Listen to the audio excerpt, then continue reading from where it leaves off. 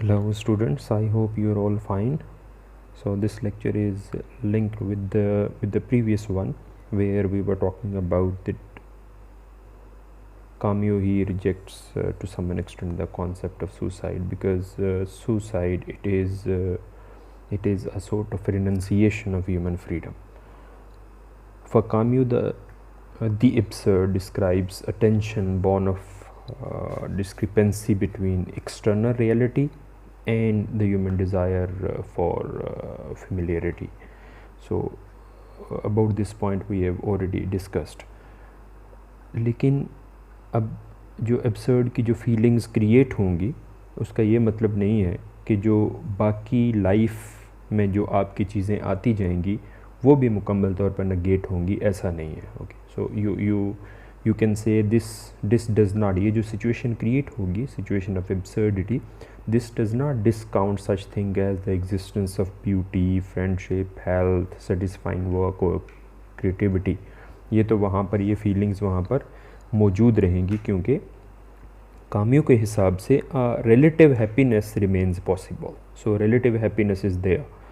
So when somebody commits suicide, so to commit suicide because of their relativity is to surrender all that is possible. तो अब वहाँ पर अगर आप suicide commit करते हो कि ये चीज़ें रिलेटिव हैं, ये चीज़ें जो हैं वो ज़्यादा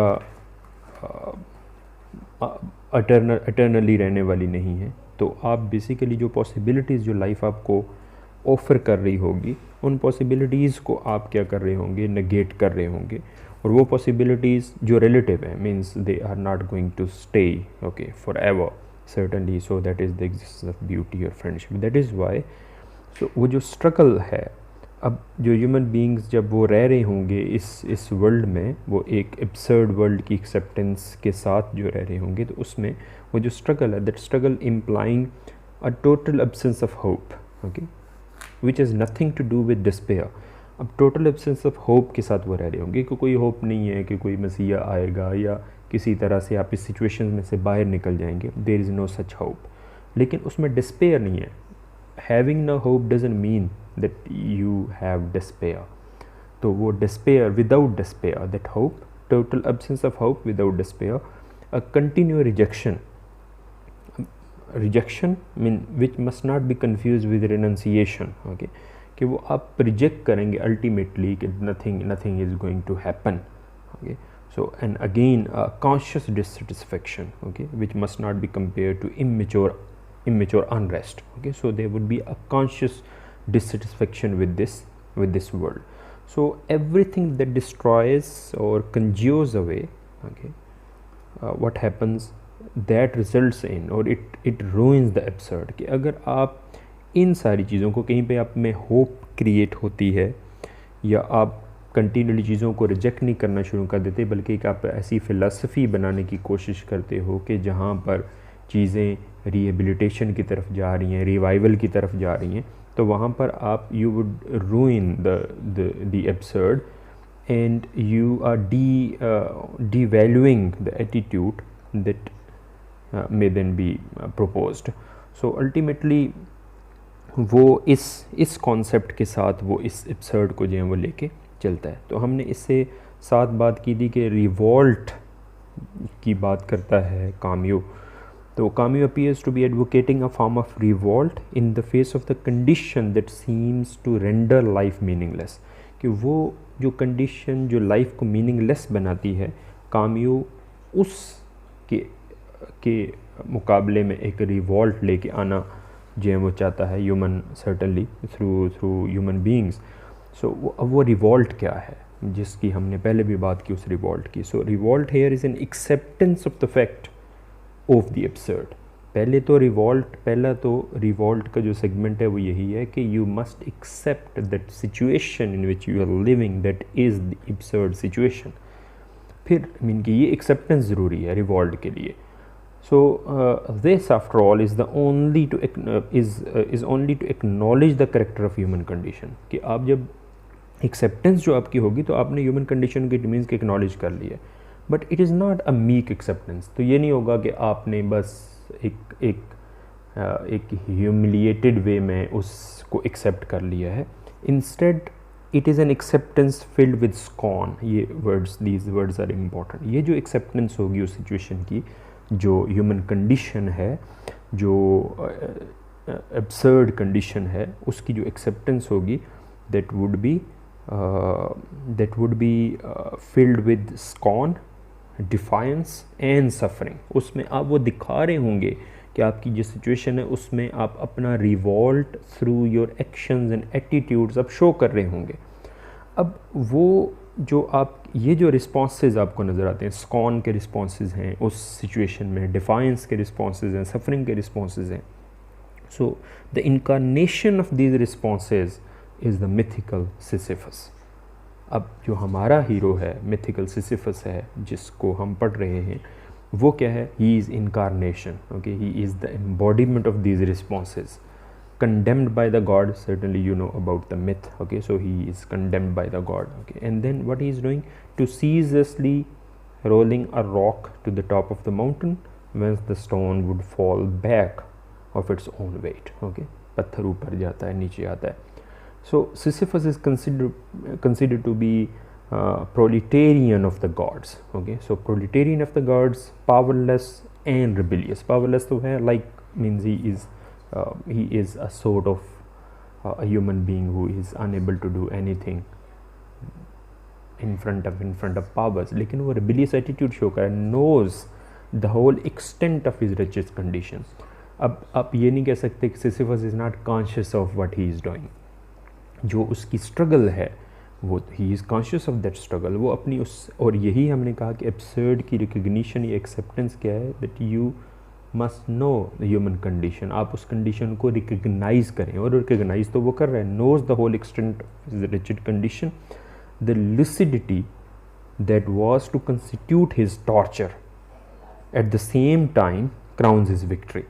अब एक तरफ तो वो उसका टॉर्चर है, जो वो काम कर रहा है उसमें उसका टॉर्चर है, और उसमें विक्ट्री उसकी क्या है कि he knows that he is being tortured. वो उसकी एक्सेप्टेंस है उस कंडीशन की. ये उसकी, there is no fate that can not be surmounted by स्कॉन.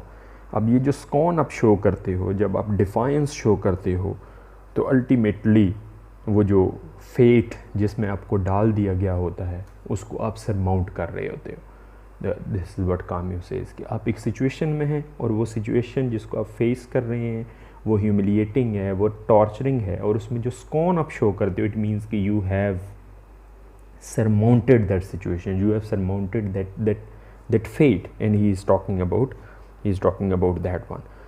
लेकिन अब यहाँ पे थोड़ा सा आगे जो इशू इसके साथ जो रिलेटेड है, जिस पे हम ज़्यादा बात तो नहीं करेंगे, लेकिन उस पे ये है कि ये कहा जाता है कि we are not clear on how we can move from the image of the solitary rebel to the concept of solidarity.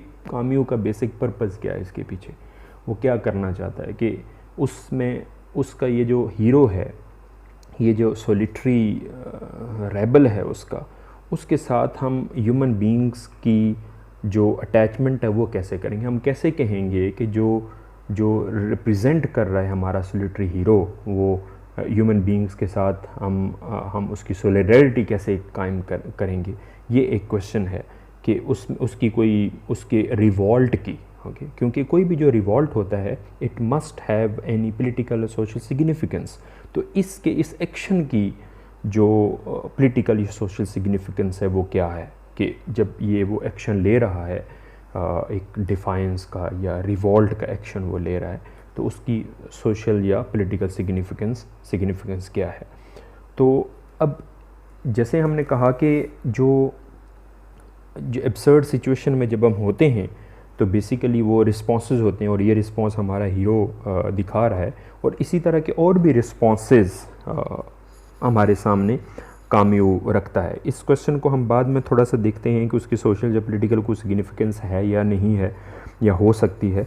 तो उससे पहले ये भी एक रिस्पॉन्स है जो हमारे सामने हमारे हीरो ने, सिसिफस ने रखा, और दूसरे भी रिस्पॉन्सेज हैं उसकी भी इलस्ट्रेशन देता है Camus. Means Camus suggest as illustrations और आर्कीटाइप्स ऑफ एब्सर्ड लाइफ. उसमें हमारे पास डॉन जॉन है, द एक्टर है एंड द कंकरर। अब यहाँ पर काम्यू इनकी भी इलस्ट्रेशन देता है, इनकी भी एग्जांपल्स देता है, लेकिन साथ वो क्या कहता है about these illustrations. I mean, this is most importantly that Camus makes it clear that these are not models to be emulated, I mean imitated. कि ये मॉडल्स, अब डॉन जॉन का भी मॉडल हमारे पास है, दी एक्टर का मॉडल हमारे पास है, कंकरर का भी मॉडल हमारे पास है, कि जिन्होंने अपनी एब्सर्ड सिचुएशन को किसी हद तक रिकग्नाइज़ किया और उस एब्सर्ड सिचुएशन में रहकर उन्होंने सर्टन एक्शंस किए, और वो जो एक्शंस थे वो उस नॉलेज के साथ थे कि हम इस एब्सर्ड सिचुएशन में हैं और हम उनको विद नो होप, ओके। ये नहीं कि वो दुनिया बदल देंगे, कंकरर को ये नहीं कि वो दुनिया को अपने हिसाब से डाल लेगा या वो विक्ट्री कोई हासिल कर लेगा, लेकिन वो एक्शन कर रहा है। इसी तरह से डॉन जॉन जो है, mean certainly Don Juan is a sexually omnivorous hero, लेकिन और वो अल्टीमेटली उसकी एक अपनी लाइफ है जिसके तहत वो अपनी एक फ़िलासफ़ी के तहत वो लाइफ जो है वो गुजार रहा है। लेकिन काम्यू क्या कहता है कि these are not to be imitated, क्योंकि अगर वो इनको मॉडल बना दे कि एब्सर्डिटी को ओवरकम करने के लिए दीज आर द मॉडल्स और हमने इनको क्या करना है, फॉलो करना है, फिर तो बात वही होगी कि वैल्यूज़ क्रिएट होंगी, हमारे पास एक तरह से सुपर हीरो आ गए और हमने उनको फॉलो करना है। दैट इज़ वाई सेज कि ये इलस्ट्रेशंस हैं, एग्जांपल्स हैं कि एब्सर्ड सिचुएशन को रियलाइज़ करने के बाद आपके डिफरेंट रिस्पॉन्सेज हो सकते हैं। Every person can have means different response to the absurd situation और टू ह्यूमन कंडीशन। तो ये उसकी कुछ एग्जांपल्स उसने दी हैं, डॉन जॉन की शक्ल में, द एक्टर की शक्ल में और कंकरर की शक्ल में। सो what he says that these are not models to be imitated or emulated but illustrations of an idea, means कि एक आइडिया को उसकी एग्जांपल दी है, जो आइडिया वो पहले एग्जांपल उसकी बयान वो कर चुका है। जैसे कि एक्टर जो है वो ही represents eternal liveliness, okay, means he preferred to eternal life, and the conqueror's greatest achievement is overcoming the self.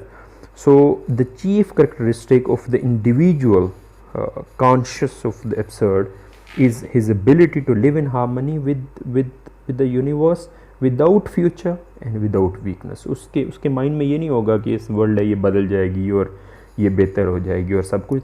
This absurd godless world is then peopled with men who think clearly and have ceased to hope. lucidity उनके अंदर है, वो पता है उन्हें कि हमने ये सिचुएशन क्या है, हम क्यों हैं इसके अंदर, यही lucidity वो चाहता है। उस lucidity मीन्स दिस क्लैरिटी, वो क्लैरिटी उसके अंदर हो कि ये एब्सर्ड है, ओके, ये एब्सर्ड है और इस एब्सर्ड से जो है वो किसी तरह की कोई निजात उस तरह से नहीं है। तो वो lucidity उसके लिए ज़रूरी है, लेकिन simultaneously have cease to hope, तो होप उसमें नहीं है कि आप उसमें से बाहर निकल जाएंगे। So certainly Camus even suggest that these absurd archetypes are united by metaphysical joy in enduring the world's you can say absurdity. तो अब ये मेटाफिजिकल जॉय को आप थोड़ा सा उसमें ले सकते हैं कि they are very much conscious of the joy. It doesn't mean कि वो मेटाफिजिकल उसमें वो बिलीव करते हैं, but this is just a word कि जिस पे आप जिसको आप देख सकते हैं।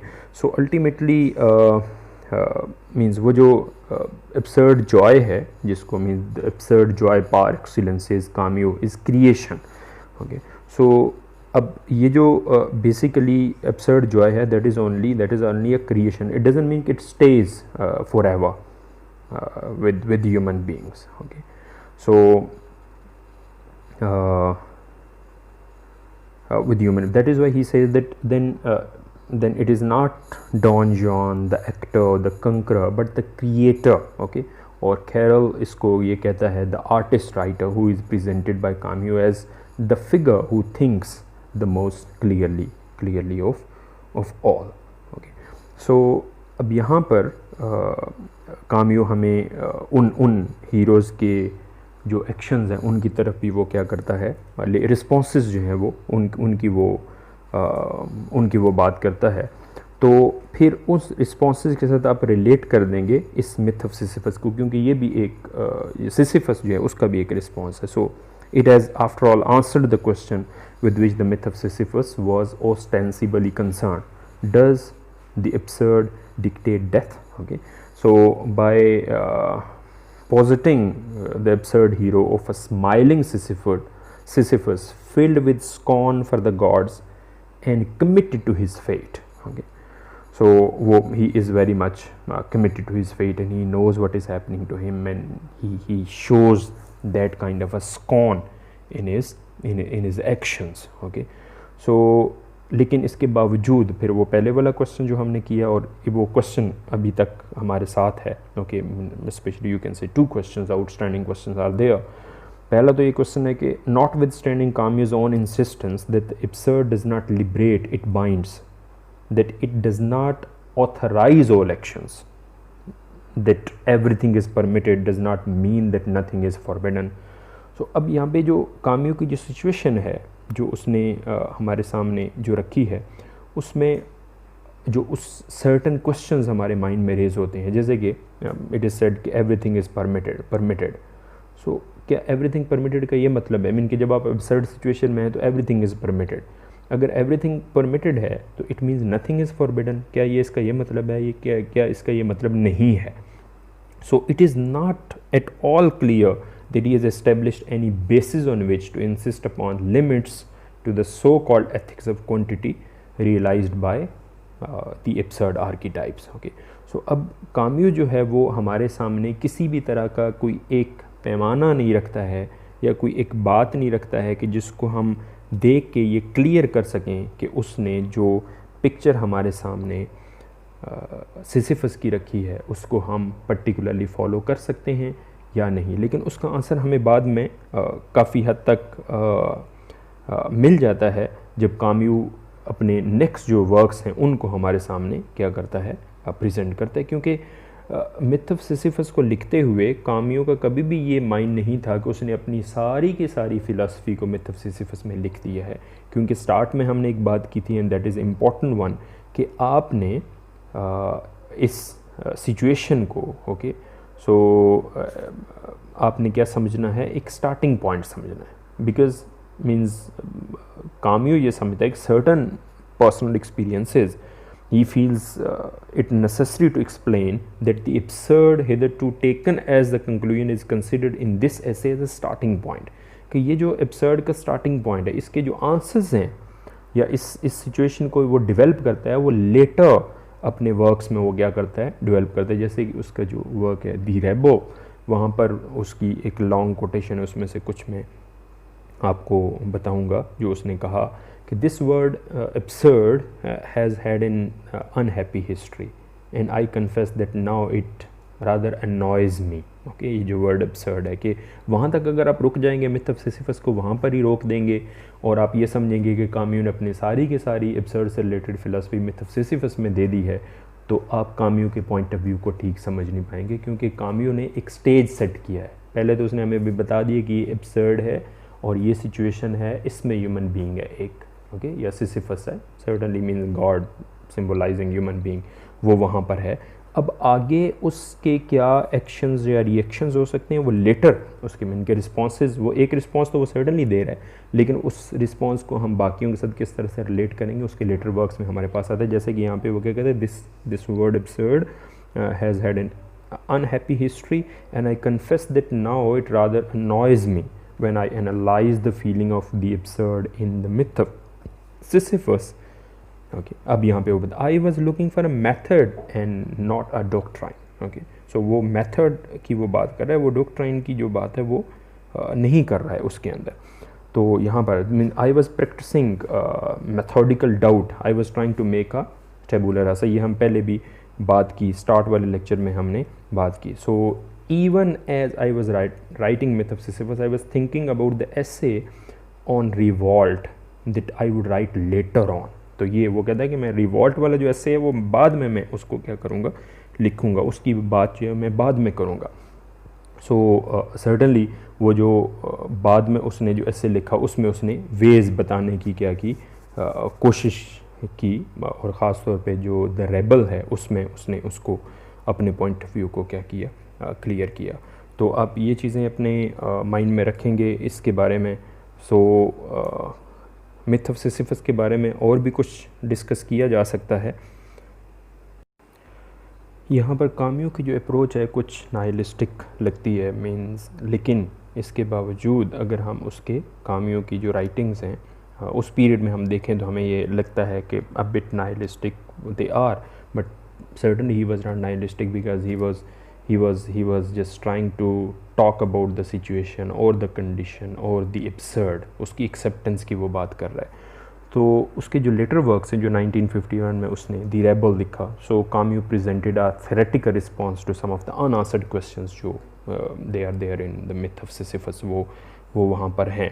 और वो अनआंसर्ड क्वेश्चंस जो हैं वो सर्टनली उनका आंसर किसी तरह से वो दिया गया है, क्योंकि अकॉर्डिंग टू डेविड कैरल यहाँ पर जो एक कमी नज़र आती है हमें, means Camus's depiction of Sisyphus, okay, जो उसमें एक कमी नज़र आती है because it betrays a distinct awareness of precisely what Camus's absurd reasoning can not yet permit political solidarity, वो हमें नज़र नहीं आती। जैसे कि हमें यहाँ पर ये लगता है like certainly he is consider to be, जिसको काम्यू ने ये कहा कि proletarian of the gods, okay, लेकिन इसके बावजूद वो एक इंडिविजुअल हमें नज़र आता है, means his condition looks like the work man of today who works every day in his life at the same tasks, and this fate is no less absurd than that of Sisyphus। वो भी हमें mean कि आप किसी तरह से उसको आज के उसके साथ रिलेट भी कर सकते हैं, लेकिन यहाँ पर कैरल क्या कहता है कि whereas Camus says nothing more as to where such a proletarian consciousness could lead in the case of the workers, especially if he were to join with others in active protest and then resistance. The reason for this can be seen in the image of solitary Sisyphus, who has no awareness of class or collectivity. Okay. So this is what we say कि class और collectivity की बात यहाँ पर नहीं हुई। But of course, as Camus himself insists, his version of myth of Sisyphus is only a starting point. तो आपने इसको starting point ही लेना है, उसको starting point ही समझना है।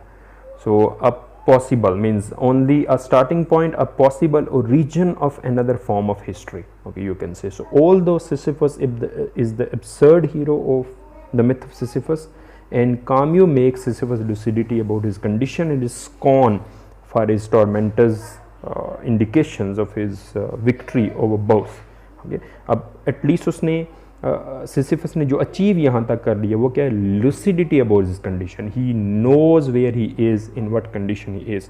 और सेकंड जो उसने अचीव किया है वो क्या है, he knows about the tormentors, okay. अब आगे अब ये इंडिविजुअल साइकोलॉजिकल है, कलेक्टिव और हिस्टोरिकल नहीं है, लेकिन Sisyphus happiness is a sublime joy, but no sense is given in the essay that he is anticipating joining with others, वो हमें नज़र नहीं आता। लेकिन आहिस्ता आहिस्ता जो काम्यू जिस तरह से पॉलिटिकल कमिटमेंट दिखाता है, इसी तरह से सिसिफस भी सिसिफस जो बाद में डेवलप होगा फर्दर उसमें उसका जो रिवॉल्ट है, तो सर्टनली वो डेफिनेटिव स्टेप्स लेगा ताकि वो उस पॉलिटिकल सोशल कमिटमेंट या उस रेजिस्टेंस का क्या बन सके, हिस्सा बन सके। So this is what the myth of Sisyphus is about and this is my understanding of it. आप इस पे फर्दर भी अपनी भी इंटरप्रटेशन काम्यू की फ़िलासफ़ी को माइंड में रखते हुए कर सकते हैं। एंड आई होप कि out of the lecture you have got something. और इस पर ऑब्वियसली एक फ़िलोसॉफिकल इशू है, इस पर डिस्कशन फर्दर भी हो सकती है। सो आई होप कि आप अपने भी माइंड को यूज़ करते हुए इस पे फर्दर अपनी अंडरस्टैंडिंग भी बिल्ड करेंगे। Thank you very much and subscribe the channel please.